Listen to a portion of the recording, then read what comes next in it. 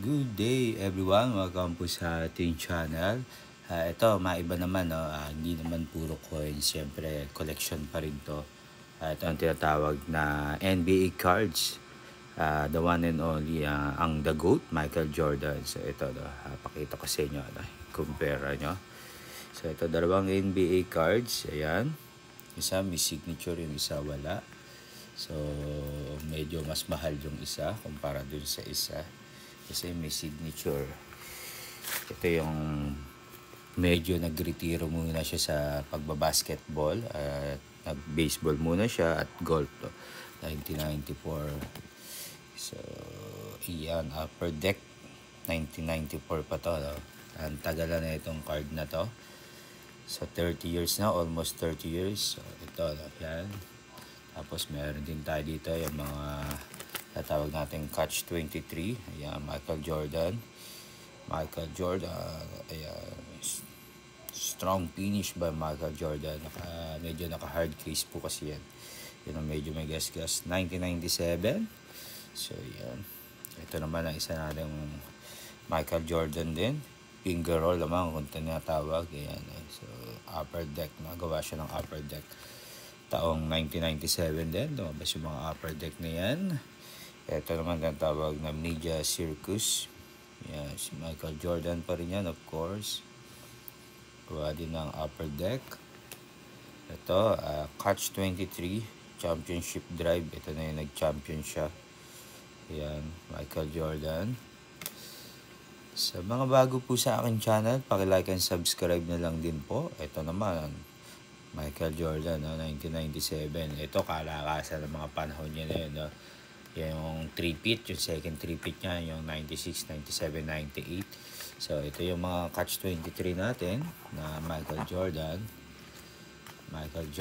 Ito naman yung ibang set naman to. Ito naman, ito maganda to.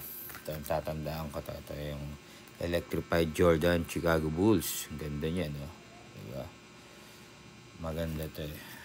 Ayan.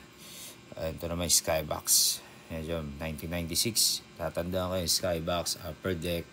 Ito yung mga binibili ko dati. Ito naman, 96-97 din. Yan, Michael Jordan. Ito, gawa naman to ng Upper Deck. Boom! Michael Jordan, no? Mga pang poster dati. Thunder. Ito yung kanyang average nun, 82 games. Ayan. Diba? Sana all. Diba? 98-99, Skybox din to. Number 106 siya. Hindi ko lang alam kung ilan to. Ito, 86-87. Medyo bata-bata pa siya doon. Siyempre, no? Upper Deck to. Pero ito 1998 card. So, yun.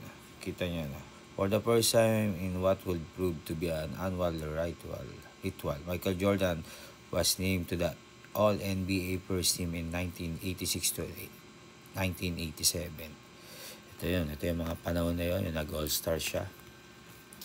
Okay, next set naman tayo. Pakita ko naman sa inyo to. Ayan, Michael Jordan. May sumabay pa. Siyempre, wala nang magagawa yung sumabay. Kundi manood. Sabi nga nila, ilista mo na. Ayan, Jordan needs just 2 points to hit 22,000 for his NBA career. Diba? Scottie Pippen led in NBA still in 94-95 and all defensive first. Ayan, no? So, may history value to. Ayan. Sunod naman natin. Ito naman, Michael Jordan pa rin. Ipapasa ba niya o ititira niya? Ano ba yung nababasa na? He's back. March 1995. So, ito yung bumalik siya na yung pagbabalik. Ito. So, in 1995, ito, no? Ayan. Ito yung makikita mo, 92-93. Diba? 78 games. Average niya, 32. Pero career high niya, 37.1, no? 9 NBA titles. No? On March 19, 1995, in one of the most celebrated comeback in history. Diba? Bumalik si Michael Jordan. Ito naman, no? Michael Jordan. Ayan, Glenn Robinson yung sumabay. Diba? Topps, isa rin to sa mga company na nagbebenta ng NBA cards nung araw. Hindi na kasi ako bumibili kaya hindi ko na rin alam. So, ayan o. Yung nakalista dito. Maganda dito. Nakalagay yung mga game average niya. So, maganda to, no? Magkaganito ka, at least makikita mo na. Ayan. Total average siya, no? 31.7. Pero syempre, nadagdagan pa to ng, ng 98. Tapos, nung naglaro siya sa Wizard, yun, ang wala akong card na ng Wizard siya kasi hindi na ako bumibili. No? Ito, medyo maganda to, no? Yeah, Superstars of the Court. Ayan, totoo naman. Upper Deck. Ito medyo mahal din ang value na ito. 1998. Ayan kasi Michael Jordan is one of the only three of players in NBA history to win the league's MVP award 5 times court in a career. Actually, hindi ko alam kung sino yung dalawa, no? Baka si Jabbar yun o hindi natin alam. Ito, no? Halos. Ito. Maganda din to. Chicago Bulls, Michael Jordan. Ayan. Ayan. Naka-plastic siya at kasi ito naka-hard case. Jordan appeared in 3 slam dunk contests early in his career. So, 3 beses pala siya sumali sa dunk contest. Finished second 85 and winning 87 and 88. Ayan, no? 3 times siyang sumali, no? Noong mga panahon na to, hindi natin alam kung nadagdagan pa.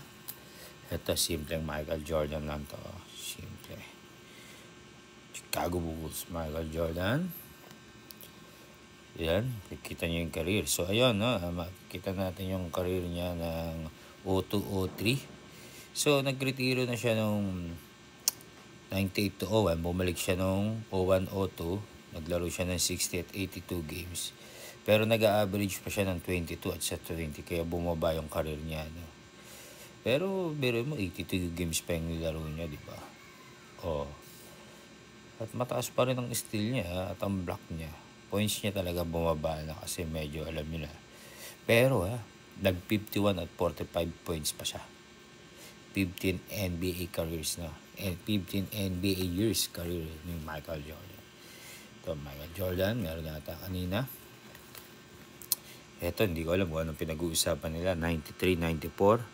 Cartwright, Pippen at Jordan. Sana nagkaroon ng Paxson, no? O kaya sa harap si Michael Paxson kasi. Ito, Bulls schedule. Ito, maganda to. Maganda to ng 1993, no? Yung Bulls schedule nila, no? So, nakikita niya, no? Ito, 95-96. Nung bumalik si brother, si Michael Jordan. Bumalik siya nung 95-96.